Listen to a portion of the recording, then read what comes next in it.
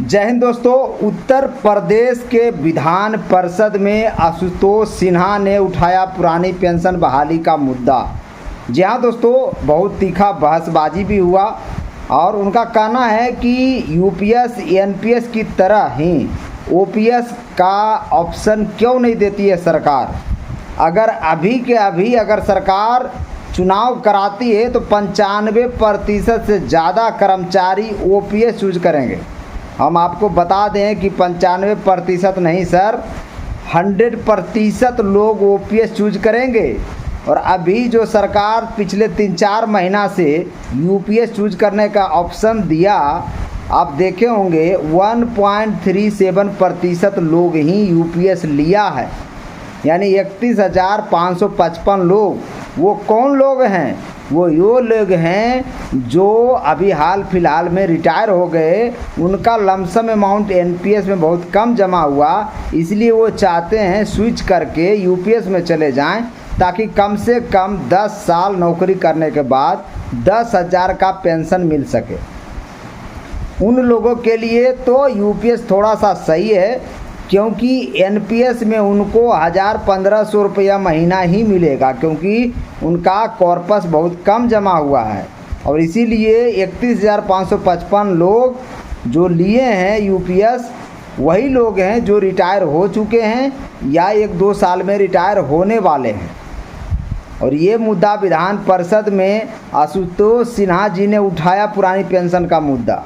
सबसे पहले the rail fax के तरफ से उनको धन्यवाद देना चाहेंगे कि पुरानी पेंशन का मुद्दा कम से कम सदन में तो उठा, और उन्होंने यहाँ तक कह डाली कि अगर हमारी पेंशन से काट कर अगर सरकारी कर्मचारियों को पेंशन दिया जाता है तो मेरा पेंशन काट लिया जाए। ऐसे कहने वाले बहुत कम बिरला लोग हैं हमारे देश में, अपना पेंशन तक कुर्बान करने वाले हैं। यहाँ आप देख रहे हैं जितने भी सांसद हैं, जितने भी एमपी एमएलए विधायक हैं, जज हैं, सभी को पुरानी पेंशन मिल रही है। जबकि आपको पता होगा वो लोग धनाढ़ लोग हैं, पहले से ही राजा है, और फिर भी उनको पेंशन भी चाहिए। सरकारी कर्मचारी आप जान रहे हैं 30 से 35 साल नौकरी करता है, उसके एवज में उसे पेंशन तक नहीं दिया जा रहा है, और अभी एनपीएस और यूपीएस में उसे उलझा दिया गया है। एक्चुअली पुरानी पेंशन जो है उनका संवैधानिक हक है, जिसको सरकार 2004 में ही बंद कर दिया था। अटल बिहारी सरकार 2004 में ही उसे बंद कर दिए थे।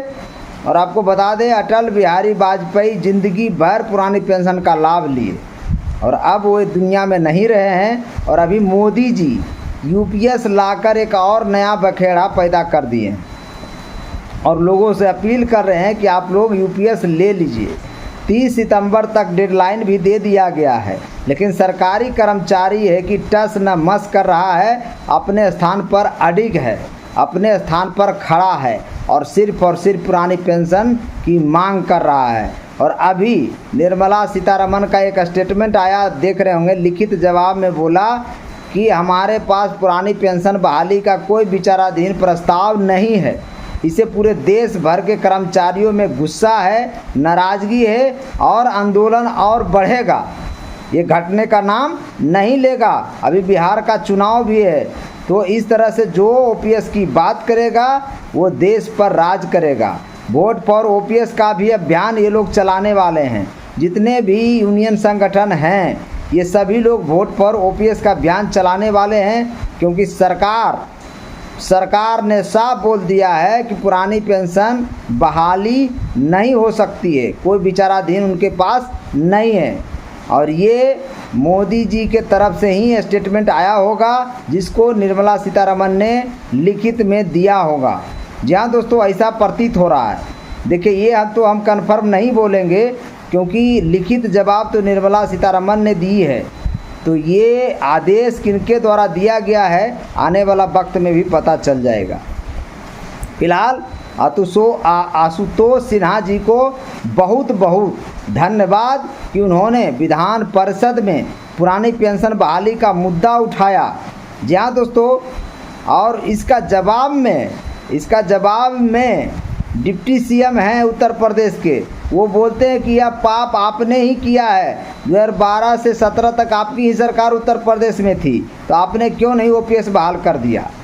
तो आप सोच सकते हैं कि सरकार हो, पक्ष हो, विपक्ष हो, सभी ने मान लिया है कि सबसे बड़ा पाप, धरती पर का सबसे बड़ा पाप पुरानी पेंशन बहाल ना करना ही मान लिया है। ये पक्ष के तरफ से ही बोला गया है कि ये इतना बड़ा पाप आपके सरकार ने ही किया। इसका मतलब ये सच में सरकारी कर्मचारियों का संवैधानिक हक है दोस्तों, और आप लोग सब मिलकर लड़ेंगे तो ओपीएस बहाल हो जाएगा। जी हाँ दोस्तों, ओपीएस बहाली से कोई रोक नहीं सकता, बशर्ते सब मिलकर लड़ने की ज़रूरत है। और विजय बंधु हों या मंजीत सिंह पटेल हों, पुरानी पेंशन की जो बात करेंगे उनका साथ देने की ज़रूरत है। बाकी आशुतोष सिन्हा का वीडियो आपको हम दिखा रहे हैं। हमने माननीय सरकार से पूछा कि यूपीएस और एनपीएस की तरह ओपीएस भी चुनने का अधिकार आप देंगे कि नहीं देंगे। और माननीय सरकार ने जो जवाब दिया कि 28 मार्च 2000 पूर्व विज्ञप्तियां हुई थी और जिनकी नियुक्तियां बाद में हुई, और उसके लिए लगातार सदन में मान्यवर हमने कई बार लड़ने का भी काम किया और लगभग 4-5 बार प्रश्न लगाए, तब जाके मान्यवर वो आपने चुनने का अधिकार देने का काम किया है। तो आज मान्यवर सदन में मैं फिर पूछना चाहता हूं कि क्या यूपीएस एनपीएस की तरह ओपीएस क्यों नहीं देना सरकार चाह रही है। और मान्यवर ये ओपीएस जो स्कीम है, हम लोग मान्यवर लोकतंत्र में रहने वाले लोग हैं और लोकतंत्र में सरकार भी बहुमत से बनती है। मान्यवर हम तो कह रहे हैं जितने राज्य कर्मचारी हैं एक बार उनका मतदान करा लीजिए इस विषय को लेकर, और जो चाहेंगे वो कर लीजिए, और 95% से कम कराएगा मान्यवर, तो हम खुद ही माननीय आशुतोष जी फिर वो कहेंगे कि 12 से 17 में आपने क्यों नहीं कराया। मान्यवर हम चर्चा होगी तो विषय को हल्का कर दीजिए। नेता प्रतिपक्ष मीठा मीठा गप तीखा तीखा तो ये नहीं चलेगा। इसको स्वीकार करिए कि ये पाप आपकी सरकार के समय हुआ था, और उस सरकार के समय आपने तो कर्मचारियों का जो अंश था वह भी डिपॉजिट नहीं किया। वो तो हमारी सरकार 2017 में एकदम डिपॉजिट किया है। पहली बात तो मैंने शुरुआत भारतीय जनता पार्टी की सरकार ने केंद्र में की थी।